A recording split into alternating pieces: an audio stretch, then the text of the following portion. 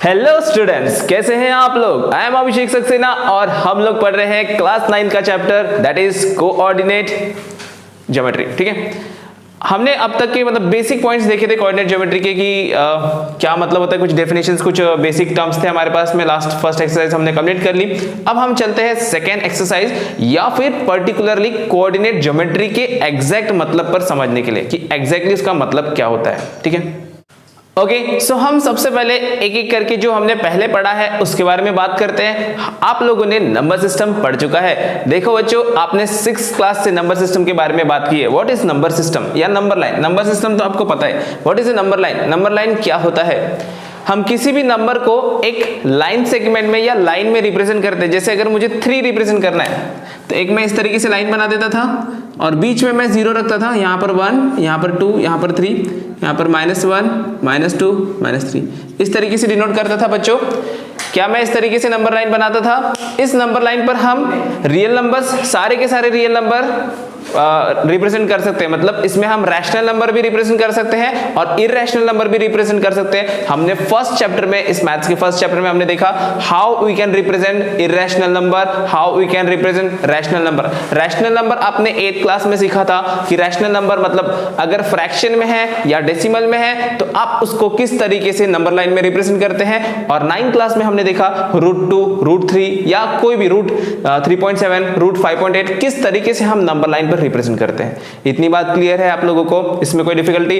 तो number line तो आपको पता है। नंबर लाइन में एक सबसे इंपॉर्टेंट पॉइंट, ये जो 0 होता है उसको हम बोलते हैं ओरिजिन। क्या कहते हैं हम उसको? ओरिजिन। तो मैंने इसलिए सेकंड पॉइंट वहां पे लिखा, ये 0 का मतलब होता है ओरिजिन। ये 0 होता है ओरिजिन, क्योंकि यहां से हम स्टार्ट करते हैं कोई भी, है ना। अगर हम राइट जाते हैं तो वो पॉजिटिव होता है, अगर हम लेफ्ट जाते हैं तो नेगेटिव होता है। बात समझ में आ रही है? बात समझ में आ रही है? अगेन अब देखो, यहां पर ये नंबर लाइन अगर हम रिप्रेजेंट करते हैं, यूज करते हैं, तो सिर्फ हम इस नंबर लाइन के पॉइंट्स को डिनोट कर सकते हैं, है ना। अगर मैं सिर्फ नंबर लाइन यूज करता हूं तो जो पॉइंट सिर्फ इस नंबर लाइन पे आ रहा है उसको ही मैं रिप्रेजेंट कर सकता हूं। लेकिन सपोज मेरे पास कोई पॉइंट है जो नंबर लाइन के ऊपर यहां पर है, मैं उसको रिप्रेजेंट करना चाहता हूं, तो how I can represent a number which is not present on the number line या पॉइंट। अगर मुझे ये प्लेन, ये मेरा प्लेन है, इसमें मुझे कोई पॉइंट को, जैसे ये मैंने पॉइंट बना दिया, जैसे कि हम वही पढ़ रहे थे लोकेशन ऑफ अ पॉइंट, तो इस पॉइंट को मैं लोकेट कैसे करूंगा। तो इस पॉइंट को लोकेट करने के लिए, या मैं यहाँ पर एक छोटा डायग्राम बना देता हूँ कि एक पर्टिकुलर पॉइंट को लोकेट करने के लिए हमें इस तरीके की 2 लाइन यूज करनी पड़ेगी। कितनी लाइन यूज करनी पड़ेगी बच्चों? हमें इस तरीके की 2 लाइन यूज करने पड़ेंगे और वो दोनों लाइन एक दूसरे से परपेंडिकुलर होनी चाहिए। याद रखेंगे कि वो दोनों लाइन एक दूसरे से परपेंडिकुलर होगी, तब ही हमारा काम चलेगा। अब देखो, मैंने इसको स्ट्रेट बनाया, इसी लाइन सेगमेंट को हम लोग इस तरीके से भी बना सकते हैं बच्चों। देखो, ये एक लाइन और ये एक परपेंडिकुलर लाइन, या इसको मैं थोड़ा इस तरीके से भी बना सकता हूँ। ऐसा कोई कंपल्शन नहीं है कि ये सीधा ही बनना चाहिए, लेकिन हम जो सिलेबस में पढ़ रहे हैं आपको हमेशा इस तरीके का ही डायग्राम बनाना पड़ेगा। बात समझ में आ रही? हम नॉर्मल लाइफ में जब असली में इसका एप्लीकेशन करेंगे, कोऑर्डिनेट ज्योमेट्री का एप्लीकेशन रियल लाइफ में यूज करेंगे, तब हम इस तरीके के लाइंस बना सकते हैं। लेकिन हम स्कूल लेवल पर या 9th क्लास के लेवल पर सिर्फ इस तरीके का डायग्राम देखने वाले हैं। बात समझ में? इतनी पॉइंट क्लियर है? अब देखो, इसमें 2 लाइनें हैं। ओरिजिन तो बता दिया मैंने। ओरिजिन मतलब जो सेंटर पॉइंट। ओके, ओरिजिन जैसे यहाँ पर 0 था तो इसका 0 होता है, जो ये इसका सेंटर पॉइंट होगा, ये जो 2 लाइन जहाँ पे मीट करती है ये O होता है, या इसको हम 0 बोलते हैं, तो इट इज ओरिजिन। बात समझ में आ रही है? ये क्या हो गया हमारा ओरिजिन। जो प्लस सिंबल दिख रहा है, ये प्लस के बीच में जो आ रहा है उसको हम बोलते हैं O, उसको बोलते हैं हम लोग ओरिजिन। अब बात करते हैं कि ये लाइन तो देखो नंबर लाइन ही दिख रही है हमको, ये वाली लाइन तो नंबर लाइन, तो ये इसको बोलेंगे हम horizontal line. What is this one? ये देखो X लिखा है मैंने, पहला नंबर लाइन खत्म हुआ, ओरिजिन खत्म हुआ, अब हॉरिजॉन्टल लाइन, तो दिस इज हॉरिजॉन्टल। हॉरिजॉन्टल मतलब देखो, ये जो लाइन है इसको बोलते हैं हॉरिजॉन्टल लाइन। क्या कहते हैं इसे हम? Horizontal line. बात समझ में आ रही है? हॉरिजॉन्टल मतलब इस तरीके से, जो इस वे में होगा हॉरिजॉन्टल। इसका नाम देखो क्या है बच्चों? x dash. तो देखो, या x डैश x, तो यहाँ पर x डैश लिखना है बच्चों, यहाँ पर x डैश और यहाँ पर लिखना है x। समझ में आ रहा है? इतना कोई डिफिकल्टी यहाँ पर, कोई परेशानी ना? इसमें देखो, ये नंबर लाइन की तरह ही रहेगा। नंबर लाइन देखो, नंबर लाइन में यहाँ पर 0 था, इसको मैं थोड़ा सा यहाँ पर बड़ा बना देता हूँ। ये है x डैश, ये है x। सपोज ये ओरिजिन है तो यहाँ पर मेरे पास पॉजिटिव वैल्यू रहेगी और यहाँ पर मेरे पास क्या रहेगी? Negative value. बात समझ में आ रही है? मतलब मैं, और याद रखो कि ये जो भी हम डिस्टेंस लेते थे, ये जो भी हम डिस्टेंस लेते थे वो इक्वल डिस्टेंस रहता था। क्या रहता था वो? हमेशा इक्वल डिस्टेंस। याद है आपको? आप नंबर लाइन बनाते थे स्केल यूज करके, आपको स्केल यूज करके बनाना है इसे हमेशा जब भी आप बनाएंगे। या फिर दूसरा मेथड है, आप ग्राफ पेपर यूज कर सकते हो, ग्राफ पेपर यूज करो, या अगर आप नोटबुक में बनाते हो तो आपको पेंसिल से इसको ड्रॉ करना पड़ेगा, सॉरी स्केल से ड्रॉ करना पड़ेगा। स्केल में आपको इसकी एग्जैक्ट मार्किंग लिखनी पड़ेगी, 1 सेंटीमीटर की आप मार्किंग करोगे, ठीक है। तो इसमें क्या होगा, देखो ये 0 है, 0 के बाद 1 2 3 4 एंड सो ऑन। इस साइड में क्या आएगा? -1 -2 -3 -4 एंड सो ऑन। तो ये देखो ये जो डिस्टेंस है, ये जो डिस्टेंस है, वो दोनों डिस्टेंस क्या होगा? इक्वल डिस्टेंस आएगा। बात समझ में आ रही है? That is a equal distance. अब देखो मैंने स्केल से नहीं बनाया है, तो आप बोलोगे सर आपका तो इक्वल डिस्टेंस नहीं आ रहा। तो बच्चों मैंने स्केल से नहीं बनाया, आप लोग जब स्केल यूज करोगे तो एग्जैक्टली इक्वल डिस्टेंस बनेगा। या फिर आप ग्राफ पेपर यूज करोगे, ग्राफ पेपर आपको मिल जाएगा कोई भी स्टोर में आपके स्टेशनरी के, वहां पर आप उससे ले सकते हो। उसमें जो छोटे छोटे बॉक्स होते हैं वो 1 सेंटीमीटर के होते हैं, तो वहां पर आप उसको भी यूज कर सकते हो, ठीक है। इतना बात क्लियर हुआ। अब नेक्स्ट पॉइंट है कि सर अब ये सीधी लाइन कौन सी है? ये जो लाइन है स्ट्रेट वाली, देखो इस लाइन को मैंने क्या बोला? ये है हॉरिजॉन्टल लाइन। ये कौन सी हो गई? ये हो गई हॉरिजॉन्टल लाइन। बात समझ में? जो इस तरीके से होगी। अब हमारे पास सेकंड है वर्टिकल लाइन। तो वर्टिकल लाइन देखो बच्चों मैंने यहाँ पर बनाया तो है, तो वर्टिकल लाइन मतलब इस तरीके से होगी, इसको कहेंगे हम वर्टिकल लाइन। क्या कहेंगे हम बच्चों? Vertical line. क्या कहेंगे इसको हम? Vertical line. देन इसका नाम क्या होगा? इसका नाम देखो मैंने लिखा है यहाँ पर y डैश। क्या लिखा है बच्चों?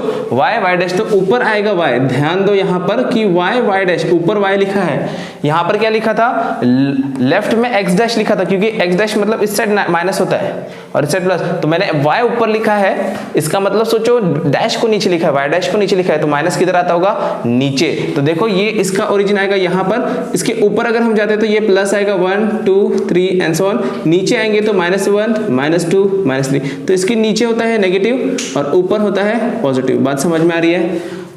ओरिजिन की इस वर्टिकल लाइन में जिसको हम बोलते हैं y, उसका नाम क्या होगा? देखो जैसे हॉरिजॉन्टल को हम बोलते हैं x एक्सिस, हॉरिजॉन्टल को हम कहते हैं x एक्सिस, तो इस वर्टिकल लाइन को हम बोलते हैं y एक्सिस। क्या कहते हैं हम इसको? y axis. और इसमें क्या होगा? जो ऊपर ओरिजिन से ऊपर जाएंगे तो पॉजिटिव वैल्यू, ओरिजिन से नीचे आएंगे तो नेगेटिव वैल्यू। बात क्लियर है? कोई डिफिकल्टी इसमें, कोई परेशानी? चलो अब चलते हैं, हमारा हॉरिजॉन्टल लाइन और वर्टिकल लाइन खत्म हो गया, इसका रिप्रेजेंटेशन समझ में आया। उसका नाम क्या है? y axis. x axis y axis समझ गया बच्चों? तो x एक्सिस और y एक्सिस, चलो मैं यहाँ पे y डैश बना देता हूँ। तो x एक्सिस और y एक्सिस आपको समझ गया, इतनी बात क्लियर है। तो ये देखो अब इस पूरे सिस्टम ने एक प्लेन बना दिया, इसको हम प्लेन कहेंगे। क्या कहेंगे हम इसको? एक प्लेन कहेंगे।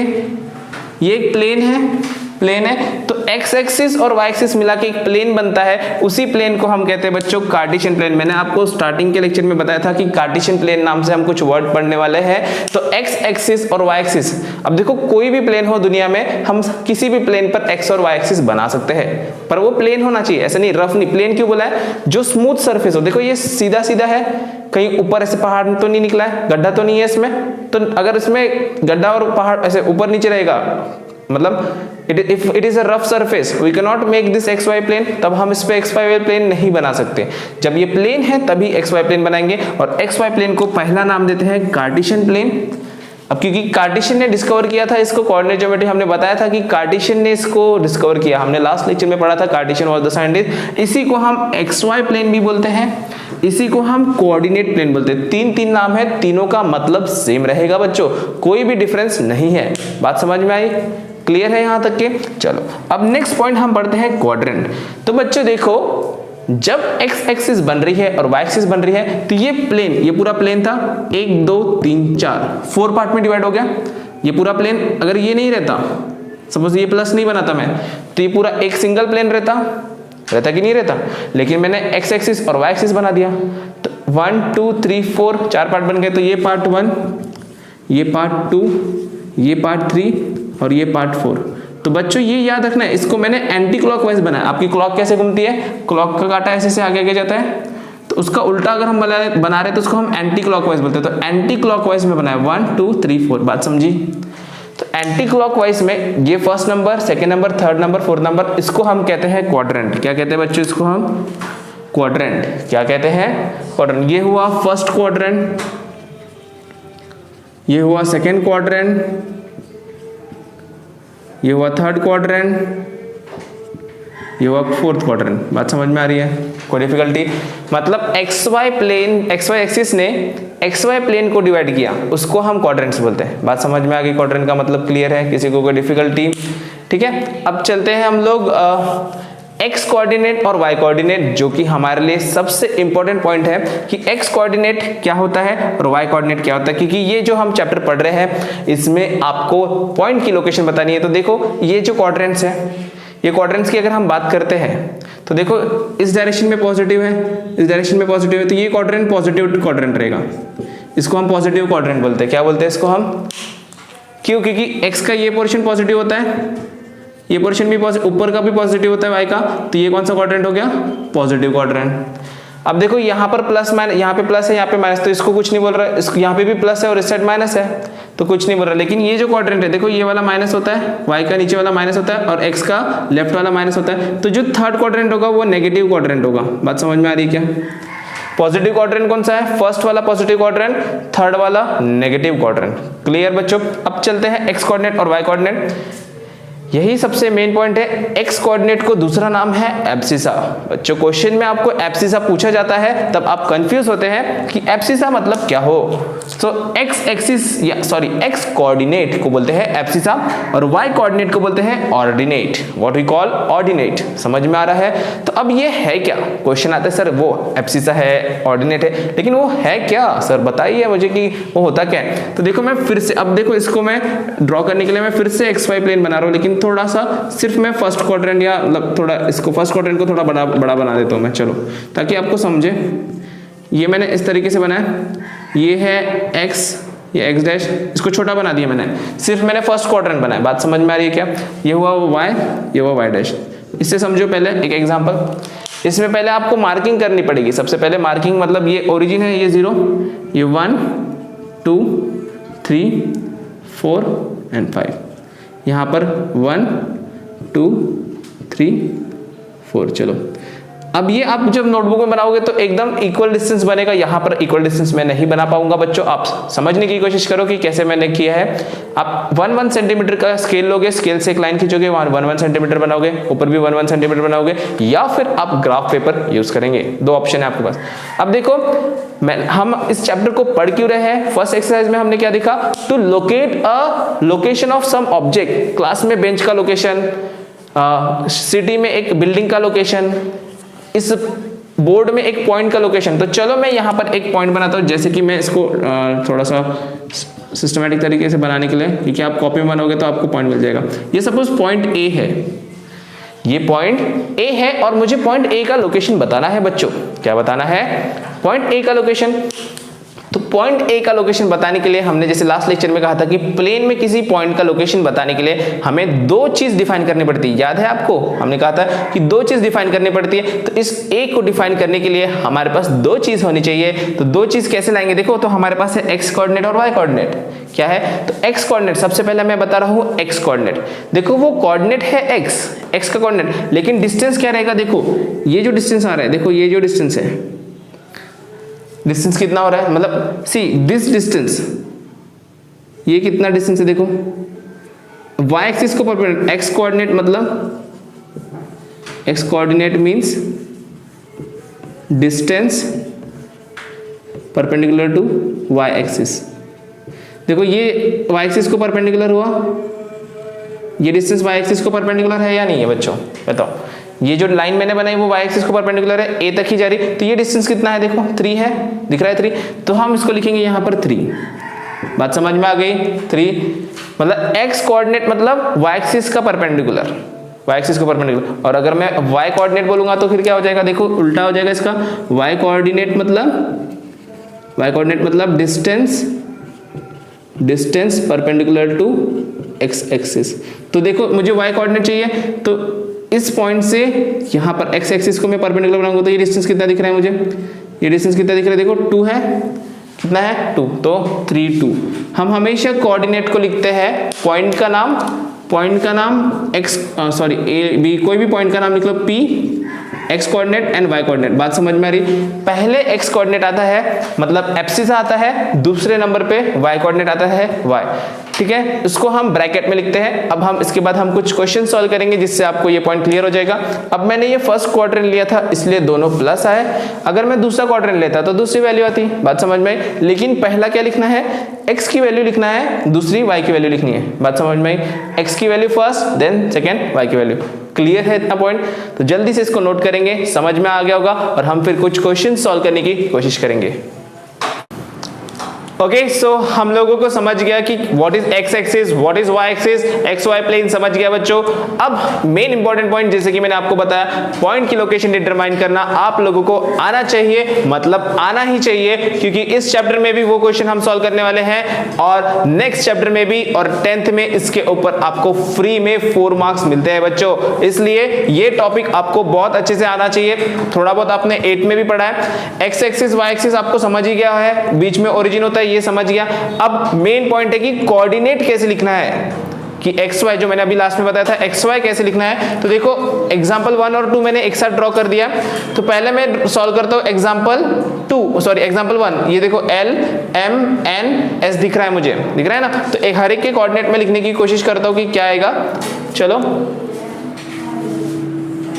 देखो, सबसे पहले मैं n का कोऑर्डिनेट लिखता हूं। n देखो, n क्योंकि ये फर्स्ट क्वाड्रेंट में, तो इसके दोनों क्या आएंगे, पॉजिटिव आएंगे। क्या आएंगे, दोनों पॉजिटिव। तो n का मैं कोऑर्डिनेट लिखने जाता हूं। देखो ऐसे लिखते हैं हम लोग, पहले x एक्सिस लिखते हैं, है ना। पहले x कोऑर्डिनेट मतलब क्या होता है, y से परपेंडिकुलर डिस्टेंस। तो ये जो डिस्टेंस रहेगा x एक्सिस पे, इसका जो डिस्टेंस देखो, x एक्सिस पे कितना डिस्टेंस है, 4। कितना डिस्टेंस है, दिख रहा है यहाँ पर 4। तो इसका x एक्सिस पे डिस्टेंस कितना है, 4। तो यहाँ पर आएगा 4। बात समझ में आई क्या? n का x कोऑर्डिनेट कौन सा होगा, 4। कोई भी नंबर का हम क्या लिखते हैं, p x y, पहले x लिखते हैं फिर y लिखते हैं। तो x लिख दिया मैंने, इसका 4। इसी का y कितना है, देखो y पे कितना है, 3। कितना है y पर, 3। तो यहाँ पर आएगा 3। बात समझ में आई, 4 3। तो n का कोऑर्डिनेट हो गया 4 3। तो मैं यहाँ पर इसको लिख सकता हूँ 4 3। देखो बच्चों, हम इस पॉइंट का लोकेशन एग्जैक्टली इस ग्राफ पर भी लिख सकते हैं। बात समझी? चलो n हो गया। m की बात करते हैं, कि क्वाड्रेंट पे आते हैं, m की बात करते हैं। देखो यहाँ पर पहला x लिखना पड़ेगा। x देखो माइनस में है, देखो ये माइनस में है। इस तरीके की आप लाइन बनाओगे। देखो यहाँ पर आ रहा है -3। क्या आ रहा है बच्चों, -3। तो n का अगर मैं कोऑर्डिनेट लिखता हूँ, सॉरी m का कोऑर्डिनेट लिखता हूँ, तो पहला माइनस आएगा, दूसरा प्लस आएगा। तो पहला x का कोऑर्डिनेट देखो -3 आ रहा है, तो मैं यहाँ लिखूंगा -3। अब देखो y कोऑर्डिनेट मतलब y एक्सिस पे कितना मार्क मिल रहा है इसको। देखो मार्क कितने मिल रहे हैं, 4 मार्क्स, 1 2 3 4। तो यहाँ पर आएगा 4। समझ गया, इतना पॉइंट समझ गया। चलो अब मैं लिख लेता हूँ L। पहले मैं यहाँ पे सारे पॉइंट लिख लेता हूँ, L then S then A B C and D, और फिर आपको सारे पॉइंट समझ में आ जाएंगे किस तरीके से हम सॉल्व करने वाले हैं। चलते हैं हम L की तरफ पे। L का देखो मैंने क्या बताया था, L में ये भी माइनस, ये भी माइनस, मतलब x एक्सिस भी माइनस। तो सबसे पहले देखो कंफ्यूज नहीं होना है, क्या बोला है, पहले x निकालना है। x, इसका m का कितना है, -3 4। इसके x में जाएंगे। देखो x की वैल्यू कितनी आ रही है यहाँ पर, देखो -5 है। कितनी है, -5। कितनी है, -5। तो यहाँ पे आया -5। देखो अब मैं निकाल रहा हूँ तो कंफ्यूज आपको भी आना चाहिए कि इस पॉइंट को क्या कर रहा हूँ मैं, x पर कितनी वैल्यू आ रही है वो दिख रहा हूँ, वो हो गई x की वैल्यू -5। अब निकालना है y की वैल्यू। तो y में कितनी वैल्यू आ रही है, देखो 0 से लेकर ये आ रहा है -4। कितना आ रहा है, तो यहाँ पे आएगा -4। बात समझी, ये आएगा -5 -4। चलो s के लिए देखो वैसे ही, पहले x की वैल्यू कितनी आ रही, 3। y की वैल्यू देखो कितनी आ रही, -4। 3 -4। देन a की value, now we have to talk about the one first question. Sorry, अब हम बात करें फर्स्ट क्वेश्चन। समझ में, ये बहुत ही इजी था क्योंकि क्वाड्रेंट्स में वैल्यू थी, इसलिए बहुत इजीली आ रहा था। लेकिन अब हमें बात करनी है कि ये क्वाड्रेंट्स में नहीं है, ये पॉइंट इस लाइन पर है। तो अब कैसे लिखेंगे, जैसे कि ये देखो a x एक्सिस पर है, a क्या है, x एक्सिस पर। तो x एक्सिस पर है तो इसकी जो x वैल्यू, सबसे पहले क्या लिखते हैं हम, x वैल्यू तो हमारी 4 ही है। देखो a, ये a बना है, दिख रहा है आपको a कैसा है। तो x सबसे पहले हम लिखते हैं x वैल्यू। तो x वैल्यू तो 4 दिख रही है हमको, कितनी है x वैल्यू, 4। तो मैं लिख लूंगा 4। लेकिन y पर आता हूँ, y पे कितनी वैल्यू, देखो y पे y पे है 0, क्या है y पे 0, इसलिए इसकी y वैल्यू क्या होगी 0। बात समझ में आ रही है। वैसे ही अगर मैं b के लिए लिखता हूं तो b के लिए x की वैल्यू देखो, पहले x की वैल्यू लिखते हैं, x की वैल्यू कितनी है 0, तो यहां पर आएगा 0 और y की वैल्यू देखो 3। अब चलते हैं c की तरफ, इसकी x की वैल्यू देखो कितनी है -5, कितनी है -5, तो यहां पर आएगा -5 और इसकी x की वैल्यू y की वैल्यू देखो, y की वैल्यू कितनी है 0। समझ में आ रहा है। चलो अब d के लिए, d यहां पर है, x की वैल्यू देखो, x की वैल्यू कितनी है, x की वैल्यू तो 0 आ रही है, तो 0 हो गया और y की वैल्यू कितनी है -4। बात समझ में आ गई। चलो इतना हुआ हमारा टॉपिक। तो हमने यहाँ पर सेकेंड एक्सरसाइज के रिलेटेड क्वेश्चन सॉल्व कर लिए, मतलब आपको अब समझ गया होगा how we can locate the location of a point with the XY coordinate. तो इस वीडियो को हम यहीं पर स्टॉप करते हैं बच्चों, लेकिन जाने से पहले आप इस वीडियो को लाइक शेयर एंड सब्सक्राइब करेंगे चैनल को, नोटिफिकेशन बेल आइकन पर क्लिक करके नोटिफिकेशन ऑलवेज ऑन करेंगे। मैं 8th से लेकर 12th क्लास के सारे वीडियो अपलोड कर रहा हूँ, ऐसे ही वीडियो आपको चाहिए तो मैं आपको और वीडियोस अपलोड करूंगा। अगर आपको कोई डिफिकल्टी कोई परेशानी आती है तो आप कमेंट में मुझे बताना, सर ऐसा करो, कुछ इंप्रूवमेंट भी आपको चाहिए होगी तो वो भी मैं बताऊंगा, ठीक है। तो जल्दी से इसको नोट करेंगे एंड मिलते हैं हम लोग नेक्स्ट वीडियो में।